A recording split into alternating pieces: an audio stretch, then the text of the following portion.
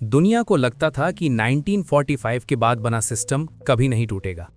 Dollar हमेशा राजा रहेगा, America हमेशा नंबर 1 रहेगा और बाकी दुनिया उसी नियम में खेलेगी। लेकिन अब दुनिया के सबसे बड़े निवेशकों में से एक ने खुलेआम कह दिया है, ये वर्ल्ड ऑर्डर टूट चुका है। सवाल ये नहीं है कि बदलाव आएगा या नहीं, सवाल ये है कि किसके हाथ में कंट्रोल जाएगा। और सबसे अहम सवाल, इस बदलाव में भारत कहाँ खड़ा है। आज हम उस खामोश तूफान की बात करेंगे जो कैमरों से दूर देशों की ताकत, करेंसी, तेल और युद्ध की दिशा बदल रहा है। दूसरे विश्व युद्ध के बाद दुनिया पूरी तरह बिखर चुकी थी। यूरोप तबाह था, एशिया खून से भरा था और अमेरिका अकेला ऐसा देश था जिसकी फैक्ट्रियां, बैंक और करेंसी मजबूत थीं। यहीं से जन्म हुआ ब्रेटन वुड्स सिस्टम का, जिसमें डॉलर को गोल्ड से जोड़ा गया और बाकी दुनिया ने डॉलर को अपनी रिजर्व करेंसी मान लिया। धीरे धीरे अमेरिका सिर्फ एक देश नहीं रहा, बल्कि दुनिया की फाइनेंशियल रीढ़ बन गया। IMF, world bank, Swift, NATO सब उसी सिस्टम की दीवारें थीं। हर संकट में दुनिया डॉलर की तरफ देखती थी। ये सिस्टम स्थिर लग रहा था, लेकिन अंदर से दरारें बढ़ रही थीं। रे डालियो कोई साधारण एनालिस्ट नहीं है, वो वही आदमी है जिसने 2008 की फाइनेंशियल क्राइसिस से पहले दुनिया को चेतावनी दी थी और सही साबित हुआ था। जब ऐसा आदमी कहता है कि वर्ल्ड ऑर्डर टूट रहा है, तो ये कोई ओपिनियन नहीं, बल्कि एक हिस्टोरिकल पैटर्न वार्निंग होती है। डालियो कहता है कि इतिहास में हर सुपर पावर का एक लाइफ साइकिल होता है। पहले वो उठता है, फिर शिखर पर पहुंचता है और फिर धीरे धीरे अंदर से कमजोर होकर गिरता है। ऐसा ही रोमन साम्राज्य के साथ हुआ, ब्रिटिश एम्पायर के साथ हुआ और अब वही संकेत अमेरिका में दिख रहे हैं। डालियो के मुताबिक सबसे पहला खतरे का संकेत होता है बेहद ज़्यादा कर्ज। जब कोई देश अपनी आमदनी से ज़्यादा खर्च करने लगता है और अपनी ताकत बनाए रखने के लिए उधार पर जीता है, तो वो मजबूरी में सिस्टम को मैनिपुलेट करता है। आज अमेरिका पर $34 ट्रिलियन से ज़्यादा का कर्ज है और हर साल अरबों डॉलर सिर्फ ब्याज में जा रहे हैं। इसका मतलब ये है कि अमेरिका अपनी ताकत अब अपनी जेब से नहीं, बल्कि कर्ज से चला रहा है। दूसरा बड़ा संकेत है सैन्य बोझ। हर सुपर पावर अपने वर्चस्व को बनाए रखने के लिए दुनिया भर में बेस बनाता है, सेनाएं तैनात करता है, युद्धों में उतरता है। अमेरिका के आज दुनिया के 80 से ज़्यादा देशों में सैन्य ठिकाने हैं। ये ताकत दिखती तो है, लेकिन इसकी कीमत भी बहुत भारी होती है। टैक्स का बड़ा हिस्सा सेना में जाता है, जबकि देश के अंदर स्कूल, हेल्थ केयर और इंफ्रास्ट्रक्चर पीछे छूटने लगते हैं। तीसरा और सबसे खतरनाक संकेत होता है आंतरिक राजनीतिक बंटवारा। जब देश की जनता ही दो खेमों में बंट जाए, जब हर चुनाव हम बनाम वो बन जाए, जब मीडिया भी जंग का मैदान बन जाए, तब देश अंदर से खोखला होने लगता है। डालियो कहता है कि आज अमेरिका में यही हो रहा है। एक ही देश के नागरिक एक दूसरे को दुश्मन की तरह देखने लगे हैं।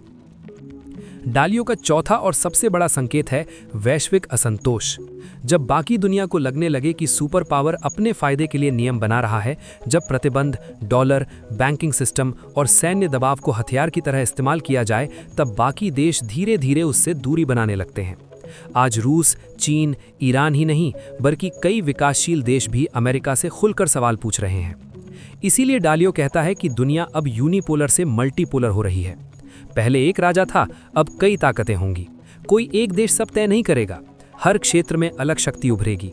Asia, Middle East, Europe, Africa. ये बदलाव रातों रात नहीं होगा, लेकिन डालियो चेतावनी देता है कि जो लोग सोचते हैं सब कुछ पहले जैसा ही रहेगा, वही सबसे ज्यादा चौंकेंगे। डॉलर सिर्फ एक नोट नहीं है, डॉलर आज दुनिया का सबसे खतरनाक राजनीतिक हथियार बन चुका है। जब अमेरिका किसी देश से नाराज होता है, तो वो पहले बम नहीं गिराता, वो पहले बैंक बंद करता है। उस देश को स्विफ्ट से काट दिया जाता है, उसके डॉलर रिजर्व्स फ्रीज कर दिए जाते हैं, उसके कारोबार को अंतर्राष्ट्रीय सिस्टम से बाहर कर दिया जाता है। देश लड़ने से पहले ही घुटने टेक देता है। रूस ने यूक्रेन युद्ध के बाद ये सबसे खतरनाक रूप में देखा। उसके सैकड़ों अरब डॉलर विदेशों में फ्रीज कर दिए गए। ईरान, वेनेजुएला, अफगानिस्तान सब इसी आर्थिक हथियार का शिकार बने। अब दुनिया में एक खामोश सवाल घूम रहा है कि अगर कल अमेरिका हमसे नाराज हुआ तो क्या होगा। यही डर है जो आज पूरी ग्लोबल फाइनेंशियल व्यवस्था को बदल रहा है। क्यों दुनिया अब चीन और ब्रिक्स की तरफ मुड़ रही है? चीन आज सिर्फ सस्ता सामान बनाने वाली फैक्ट्री नहीं रहा, आज चीन धीरे धीरे दुनिया के लिए एक वैकल्पिक सिस्टम बना रहा है। ऐसा सिस्टम जहां व्यापार करने के लिए अमेरिका की मंजूरी ज़रूरी ना हो, डॉलर की अनुमति ज़रूरी ना हो और किसी एक देश का बटन पूरी अर्थव्यवस्था को बंद ना कर सके। यही वजह है कि आज दुनिया की निगाहें ब्रिक्स और चीन की तरफ जा रही हैं। चीन का फाइनेंशियल साम्राज्य। चीन जानता है कि युद्ध सिर्फ टैंक से नहीं लड़े जाते, युद्ध बैंकों, कर्ज और करेंसी से लड़े जाते हैं। इसीलिए उसने CIPS नाम का अपना पेमेंट सिस्टम बनाया, जो स्विफ्ट का विकल्प है। आज 100 से ज़्यादा देश इससे जुड़ चुके हैं। धीरे धीरे चीन युआन में व्यापार बढ़ा रहा है। तेल, गैस, हथियार, टेक्नोलॉजी। डॉलर से बाहर निकलने का ये पहला दरवाज़ा है। अमेरिका बनाम मल्टीपोलर वर्ल्ड। डालियों का डर यहीं से शुरू होता है। जब दुनिया एक राजा से थक जाती है तो वो कई ताकतों की ओर देखती है। आज वही हो रहा है। अब कोई अमेरिका को गिराना नहीं चाहता, लेकिन सब चाहते हैं कि अमेरिका इकलौता मालिक ना रहे। भारत की चाल।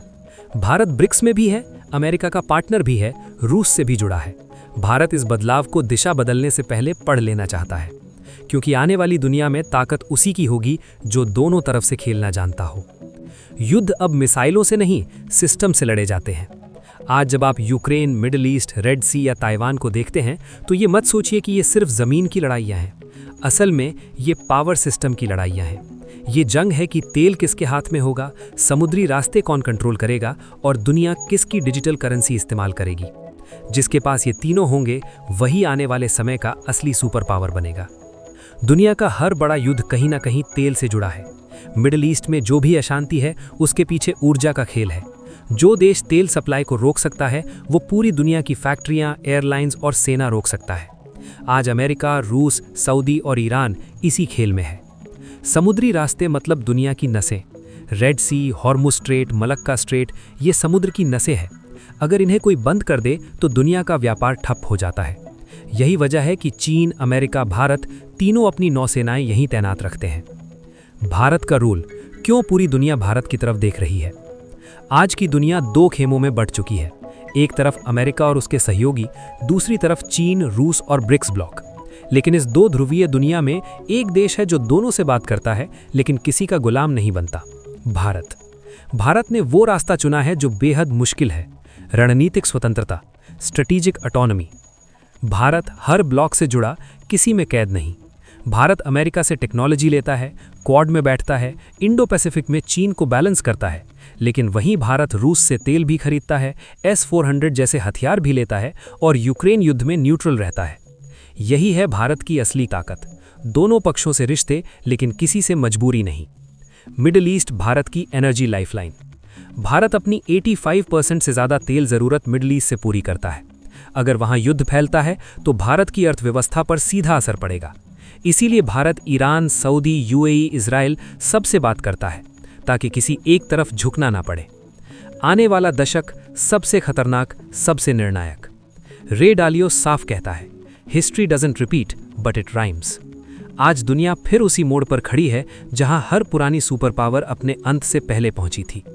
ये दशक शोर से भरा नहीं होगा, ये भूकंप जैसा होगा जो धीरे धीरे जमीन हिलाएगा और अचानक इमारतें गिरा देगा। युद्ध अब सिर्फ बंदूक से नहीं होगा। आने वाले वर्षों में युद्ध सीमा पर नहीं, सिस्टम पर लड़ा जाएगा। बैंकिंग सिस्टम, डिजिटल नेटवर्क, ऊर्जा सप्लाई, सेमीकंडक्टर और करेंसी। जो देश इन पांचों पर कंट्रोल करेगा वही तय करेगा कि दुनिया कैसे चलेगी। डॉलर या नया सिस्टम। डालियो का कहना है कि हर साम्राज्य की सबसे बड़ी कमजोरी उसकी अपनी करेंसी बन जाती है। आज डॉलर वही जगह ले चुका है जहां कभी ब्रिटिश पाउंड था। जब कर्ज बहुत ज़्यादा बढ़ जाता है, जब छपाई ज़्यादा होती है और जब दुनिया का भरोसा हिलता है, तब बदलाव शुरू होता है। तो असली सवाल क्या है? तो अब सवाल ये नहीं है कि अमेरिका कमज़ोर हो गया नहीं या चीन अगला सुपर पावर बनेगा या नहीं। असल सवाल ये है कि जब नया वर्ल्ड ऑर्डर बनेगा तो क्या भारत सिर्फ कुर्सी पर बैठा दर्शक रहेगा या वो टेबल पर बैठे उन लोगों में होगा जो नियम लिखते हैं। क्योंकि इतिहास गवाह है, जो देश सिर्फ देखता है वो हमेशा हारता है और जो सिस्टम बनाता है वो सदियों तक चलता है। भारत की सबसे बड़ी ताकत। आज भारत के पास 3 चीज़ें हैं जो किसी भी उभरती ताकत के पास नहीं होती। पहली, भरोसा। भारत किसी का पप्पू नहीं और किसी का दुश्मन भी नहीं। दूसरी, विकल्प। रूस से तेल, अमेरिका से टेक, मिडिल ईस्ट से एनर्जी और ब्रिक्स से फाइनेंस। तीसरी, टाइमिंग। दुनिया बदल रही है और भारत ठीक उसी वक्त खुद को रीडिज़ाइन कर रहा है।